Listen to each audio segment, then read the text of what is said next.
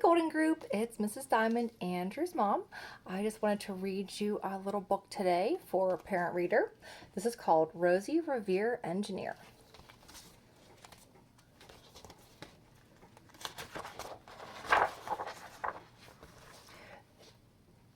This is the story of Rosie Revere, who dreamed of becoming a great engineer. In Lila Greer's classroom at Blue River Creek, young Rosie sat shyly, not daring to speak.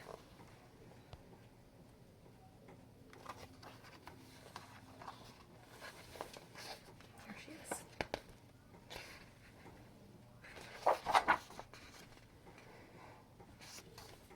But when no one saw her, she peeked in the trash for treasures to add to her engineer stash.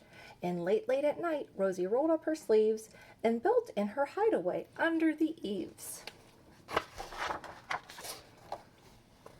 Alone in her attic, the moon high above, dear Rosie made gadgets and gizmos she loved. And when she grew sleepy, she hid her machines far under the bed where they'd never be seen.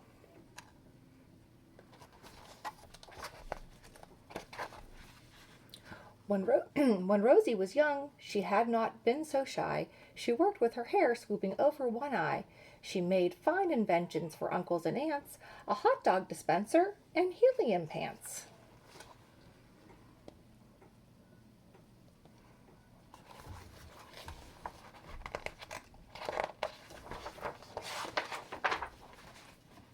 The uncle she loved most was zookeeper Fred.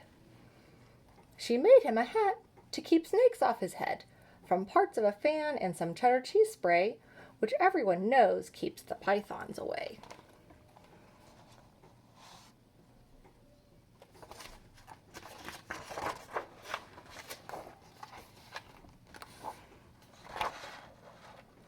And when it was finished, young Rosie was proud, but Fred slapped his knee and chuckled out loud. He laughed till he wheezed, and his eyes filled with tears, all to the horror of Rosie Revere, who stood there embarrassed, perplexed, and dismayed. She looked at the cheese hat and then looked away. "I love it," Fred hooted. "Oh, I truly do." But Rosie Revere knew that could not be true. She stuck the cheese hat on the back of her shelf, and after that day kept her dreams to herself.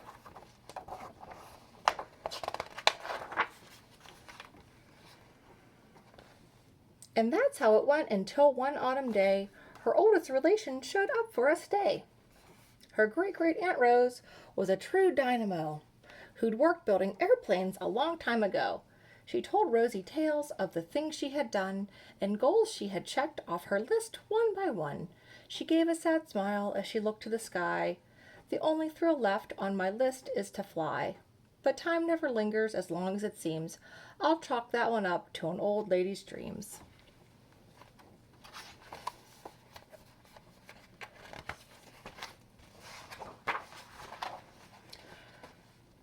That night, as Rosie lay wide-eyed in bed, a daring idea crept into her head. Could she build a gizmo to help her aunt fly? She looked at the cheese hat and said, "No, not I." But questions are tricky, and some hold on tight, and this one kept Rosie awake through the night. So when dawn approached and red streaks lit the sky, young Rosie knew just how to make her aunt fly.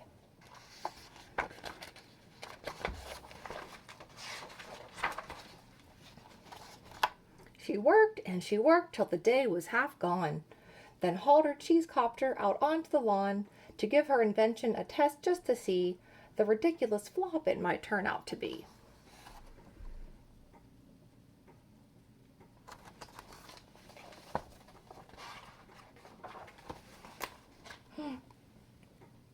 Whoa.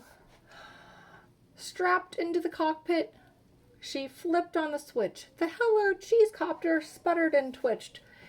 It floated a moment and whirled round and round, then froze for a heartbeat and crashed to the ground.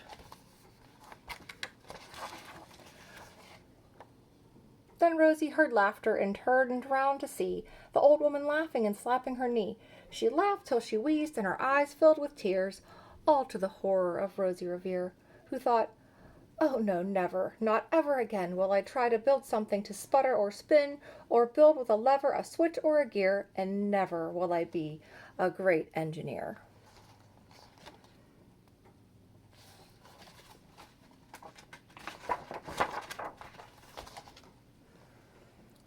She turned round to leave, but then Great Great Aunt Rose grabbed hold of young Rosie and pulled her in close, and hugged her and kissed her and started to cry. You did it! Hooray! It's the perfect first try!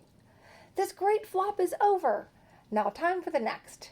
Young Rosie was baffled, embarrassed, perplexed. I failed, said dear Rosie. It's just made of trash. Didn't you see it? The cheese copter crashed. Yes, said her great aunt.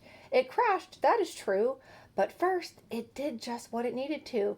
Before it crashed, Rosie, before that, it flew. Your brilliant first flop was a raging success. Come on, let's get busy, and on to the next. She handed a notebook to Rosie Revere, who smiled at her aunt as it all became clear. Life might have its failures, but this was not it. The only true failure can come if you quit.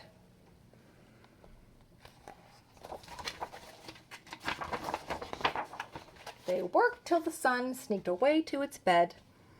Aunt Rose tied her headscarf around Rosie's head and sent her to sleep with a smile ear to ear to dream the bold dreams of a great engineer.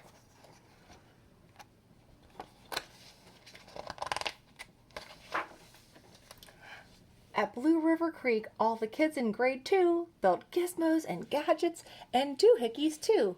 With each perfect failure, they all stand and cheer, but none quite as proudly as Rosie Revere.